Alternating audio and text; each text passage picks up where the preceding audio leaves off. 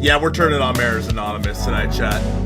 We're turning on Mariners Anonymous after whatever the hell we just watched from your Seattle Mariners in that game. My goodness, what a bad game. I mean, the game itself just sucked. We got the Mariners Anonymous merch on, chat. We got the Mariners Anonymous logo on the screen. We got the Mariners Anonymous brew. That's how we're feeling. That's how we're feeling. $2 starting off strong from Jeffrey. He said, at least they only scored 9. Good news, they only scored 9. Only 9, chat. They only scored 9 runs. That's true. Good point, Jeffrey. Great point. Rough one, man. George Kirby, he was just leaving pitches right in the middle of the plate, and they were hitting it. And there was the... Yeah, tell him, Manny. Tell him. There was the start that he made against the Nationals back in 2022 that's always talked about, right? It's where he threw like 24 straight strikes. But they, like, what a cool feat. He gave up 3 runs in that time. So then today, obviously, the first home run that he gave up to Luis Garcia, right down the middle. Right down the middle from George Kirby. The second home run that he gave up to Josh Bell's just very strong. It was a pitch that wasn't even in the zone, and Josh Bell hit it out. Okay, whatever. And then I will say for George, there was a lot of kind of weak hits, ones that probably shouldn't be, causing much damage, but in the end, it did versus the Mariners. A few bloopers here and there, but fact of the matter is, George was way too hittable now. His ERA is up over 11. He's still kicking some of the rust off. I understand that. It's just very hard when like the Mariners just sent down Logan Evans today, right? Now, George Kirby needs to be in the rotation. Like, don't let me act like he shouldn't be in the rotation, but clearly he is still rusty. He's still going through basically what is spring training for him in terms of the games that he's started, the games that he's pitched. And so I don't know. What more can you expect out of George right now? I would have expected him to live on the edges a little bit more. 2 walks in this game for George as well, against a team that doesn't walk a lot in the Washington Nationals. And then the offense just couldn't come through versus a guy throwing 87, 88 miles an hour. Trevor Williams with a over 6 ERA. The Mariners' offense was just non-existent today. Cal had a few balls that he absolutely demolished that just ended up being caught at the warning track, which was a bummer. But other than that, man, I mean, Miles Masterboni was most of your offense. I know Masterboni had a couple of hits. We had a hit from Rowdy, and I just compared to yesterday, this team, it was like watching a completely different baseball team, and that leaves you in a really awkward spot tomorrow, chat. It leaves you in a really awkward spot where you have Emerson Hancock going tomorrow, who's been good, more so on the road than he has at home, but we'll see, against Mackenzie Gore, who is one of the best strikeout pitchers in all of baseball. I think he actually leads the MLB in strikeouts. It sounds like a recipe for disaster, chat. That sounds like a recipe for losing a series to the Washington Nationals in the big 2025. Yeah, I don't know, man. I don't know what to expect tomorrow. Weird 6:40 start time on a Thursday. Today, I mean, it is what it is, right? You lose that game 9-0. It was good to see Jackson Kowar get out there. There is some silver linings in this game, right? Jackson Kowar went out there, pitched pretty well, then giving up a double. Blas Castano made his major league debut, got his first strikeout. So, like, there is some silver linings in there, but it's just George Kirby leaving balls in the middle of the plate. It's a recipe for disaster. Jeffrey with the $5 holla, top D of the day, chat. Kirby's back, baby. Amazing start. Can't wait to see Gilbert's return. Going very well for that 54% mark. 54% will make the playoffs, chat, so I'm in. 54% will make the playoffs. Thoughts? Comments? Questions? Concerns? An 88 win total? I'm in. If the Mariners win 88 games this year, I'll be thrilled. I prefer they win over 90. The most Mariners thing in the world would be for them to win tomorrow. And Aaron, they have looked really good versus the best pitchers in all of baseball. Hopefully, this lineup can go out there. It's the right-handed lineup again, which somehow has looked better than the left-handed lineup. Jorge Polanco needs to get put on the injured list. We've talked about this a lot. I don't know why he's still playing. And I don't know if you guys have seen what's going on in Tacoma tonight, but the Rainiers, actually, let me check the score. Let me check the score because I actually don't know. Tacoma Rainiers. Miss Mike Curto. The Rainiers won their game today, chat. 19-8. 19-8. And you know who played really well in this game today? Harry Ford and Cole Young. Cole Young had 4 hits in this game, including a double. Harry Ford crushed a baseball to left field. What are we waiting for? I just don't understand. Like, put Jorge Polanco on the injured list and call up Cole Young.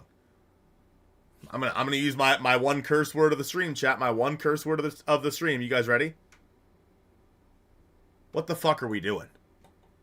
Like, call up Cole Young. I just don't understand why that's such a difficult decision for them to make. Like, what are you waiting for? Your team, your offense needs a spark plug right now. Call up the spark plug. Call up the spark plug and Cole Young. I don't understand. Polo did have a couple balls. Yeah, he had a couple balls hard tonight. That is true, Mara, which is a good sign. I do appreciate the fact that, and good shout, Mara. I don't want to, like, poo-poo on Polo's vibe too much, but, yeah, it's just a rough day, man. And, like, what are you supposed to do? Like, when George Kirby goes out there and just is non-competitive, what are you supposed to do? George is going to continue pitching. He's going to be, in this rotation moving forward. And he's just got to knock the rust off. He's got to work through it. Did the Mariners bring him back too early? Maybe he should have had a couple more rehab starts to try to simulate more of full spring training. I don't know. Like, I'm not an expert on something like that. The move to send down Logan Evans and to recall Jackson Kowar in the process. The move to send down Logan Evans signals that Bryce Miller will be making his next. Will be taking that spot in the rotation when it comes up. I want to say that is the last game of the Twins series, but I could be wrong on that. I'm not 100% certain. So Bryce will be back for that. At some point, they said he'd be back during this homestand. Well, now we know when, in Logan Evans' spot. It's unfortunate that Logan went out there and absolutely shoved and then has to get sent down the next day. That's the business of baseball, man. Was it the right call? I don't know. I still think the Mariners should have gone to a 6-man rotation. I still think they should go to a 6-man rotation. And I understand why they don't want to, because the guys right now are kind of already on a 6-day rotation because of all the off days. But I understand the guys want some consistency and whatnot. We need these guys to be healthy. And it doesn't need to be a 6-man the entirety of the year. It needs to be a 6-man rotation while you get everybody healthy. Evans and Hancock have been fantastic. Keep them up. Logan Gilbert was really good at the start of this year until he got injured. Like, what is he going to be able to bring you coming off the injured list? I'm not sure. He has his first rehab to start in Tacoma tomorrow. I'm assuming that's still the plan. Bryce Miller's had a really rough year. George has been off to a really bad start. I don't know why, if you're the Mariners, you are... The way that the roster is being constructed right now is just so confusing to me, right? You're still rostering Donovan Solano. He has been heating up lately. Yes, I know. He has the highest hard hit rate on the team in the month of May. I know. We're still not putting Polanco on the injured list, though. Like Mara said, he did hit the ball hard a couple of times today. Mitch Garver's still on your roster. Hey, Kyle, shut up. No, Kyle, they did not win. Can we send Kirby back to AAA until he's ready and bring back Evans, please? Unfortunately, no. Evans has to stay down for a minimum of 15 days. A minimum of 15 days. And because of that, this is unbelievable. Tell the Discord chat to silence themselves, Kyle. The only way that you could bring Logan Evans back up is if somebody went on the injured list, right? Let's say George came out of today's start and feels like crap, right? Then in that case, you could maybe just call Logan right back up. I don't know. Looks like the loss made your hair 4 shades grayer. Dude, honestly, yeah. Hey, we're still in first place. Yeah. We're still in first place, chat. The Astros won today. They are now a half game behind the Mariners. A half game behind the Mariners, the Astros are. It's going to be a harsh reality, but the Mariners aren't playing good baseball right now. And I think your hair looks 4 shades younger. Thanks, Laura. I appreciate that. Thank you. It's a little brown, like right in here. Thank you. True. The Astros are a half game behind the Mariners right now. The Astros have played really good recently. The Mariners have, frankly, played like crap. It's going to be a harsh reality, but there's a light at the end of the tunnel when it comes to, obviously, Logan getting healthy, maybe Bryce getting healthy, Luke Raley being able to go out on a rehab assignment, hopefully here in like the beginning of June. There is a light at the end of the tunnel for this team. Another 5 from Jeffrey. He says, we're not trying to win in the postseason. We're trying to win 54% so they can sell tickets to keep us from riding. No need to roaster change for 54%. I agree, Jeffrey. Appreciate the 5. Appreciate the 5, Jeffrey. No need to roaster change. We need Cole Young. Oh, did he get a 5th hit in today's game, Joe? Damn. Yeah, I don't know what more you need to see out of Cole Young and Harry Ford to call them up. I don't understand it. Like, and the fact that they are playing, the fact that they are playing so well, they're gonna force the Mariners' hand at some point, right? Because this roster is so incomplete right now. You have guys that can help shape this roster in a way that it makes it a much more sound baseball team. Obviously, bringing up Tyler Locklear and DFAing Donovan Solano. Dara, shut up. Shut up. They need to call up Cole Young and probably either get rid of Miles Mastrobuoni, although he did have 2 hits in this game. And or IL Jorge Polanco and call up Cole Young. I don't know. I don't understand what we're waiting for. It just makes no sense to me. Can you answer my last comment, Kevin? We're 500 this month. That's not crazy, man. 500 in the month of May, huh? The month of May, I will say, chat. I will say, in 2022, if I remember correctly, or maybe it was 2021. Nonetheless, in 2022, I think the Mariners had a really bad month of May.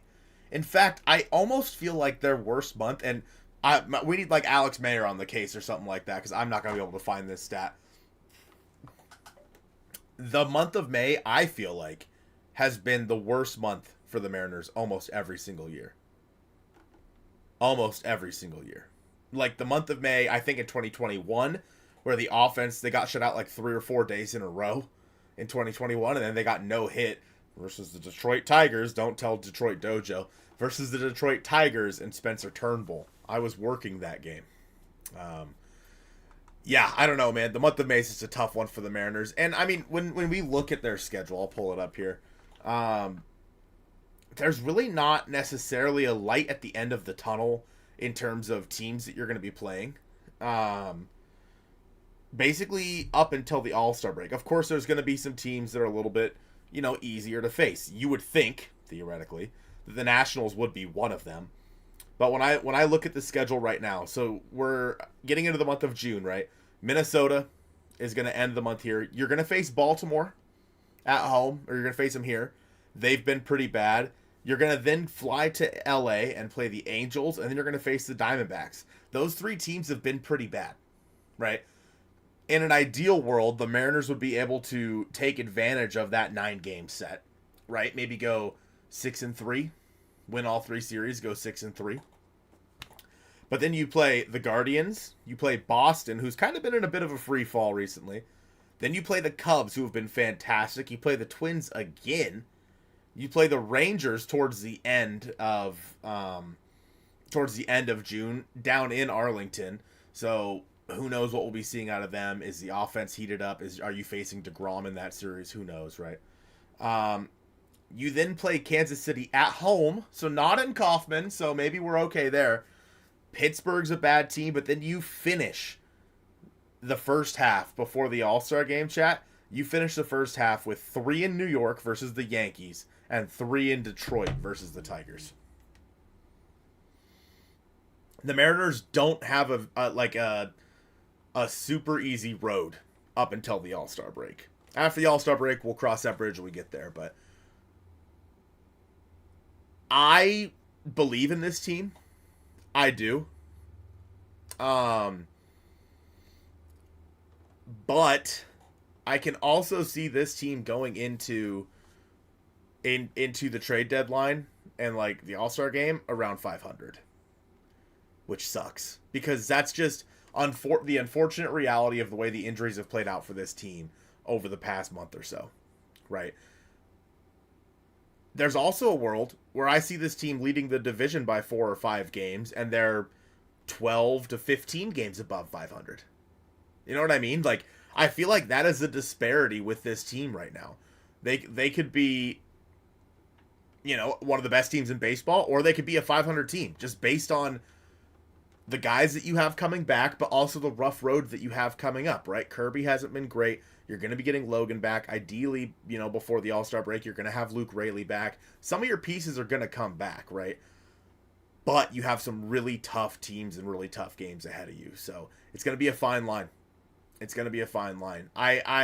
Answering Nicholas's question here, I do think that this is a playoff team, especially once everybody gets healthy. I just don't know if it is a division-winning team. I don't know if it's a pennant team. I think that Jeffrey, that is not possible. It would have to be at least a game. It's not possible to be a half. Everyone plays 162. Yeah, I just don't necessarily understand what this team is right now. I just don't know. Like, I think that they're a playoff team at the end of the year, but I could also see this team kind of resetting and being a seller at the deadline. You know what I mean? Like, that's just like the disparity in this team right now. Like, it's a very volatile team where you can have a game like last night where you absolutely turn it on and your offense is fantastic, your pitching is fantastic, right? And then the next day you're gonna have you're gonna have a day like today where the team gets practically shut down by Trevor Williams of all people, who's been absolutely horrendous this year. I don't know. It's a tough spot for the Mariners to be in right now. I think they need to come out tomorrow. Hancock needs to be good, and you have to get Mackenzie Gore out of the game early. You need to work Counts versus Mackenzie Gore, and try to get him out of the game because he is going to strike you out. I mean, the Mariners might strike out. Mackenzie Gore is going to set the new record. He's going to have 22 strikeouts. Yeah. He's just that good of a strikeout pitcher. Even though the Mariners haven't been striking out that much. So, I don't know. It'll be interesting to see kind of how it goes tomorrow. You really don't want to drop a series to the Nationals. If the Mariners come out and win this series tomorrow, yeah, this game sucks, but I'll feel okay about where we're headed and kind of how this homestand is going. It's just a tough spot to be in, and this is how quickly things can change right now for this team. You could be on top of the world, or tomorrow, we could be talking about the Mariners no longer being in first place in the division for like the first time this year. So, it's going to be an interesting one. But, chat, we're going to wrap it up there. It's a short little 20-minute stream. Not a whole lot to talk about. Autumn, hey, Autumn. How are you? What happened? Man, the offense didn't show up, and George Kirby got rocked. It was a rough one.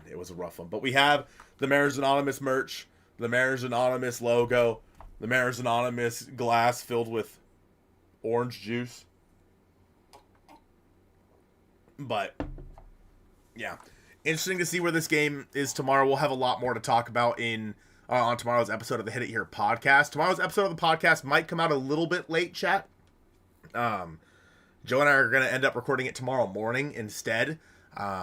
So it might come out a little after 9 a.m., but we'll talk about where this series has been so far. Of course, the guys that the Mariners should call up and all that good stuff. So I appreciate you guys being here for this short little stream. And again, just a little guy, but yeah, I'll see you guys tomorrow night when whatever happens with this team. Big smooches. This is going to shock you guys, but I did not make the ending screen. So I am the ending screen. So $2 from Lumo. We just need Solano and Garver to cook tomorrow at the buzzer. Lumo says that. I'm in, Lumo. I'm in. Solano's hitting his first home run tomorrow. Solano's hitting his first.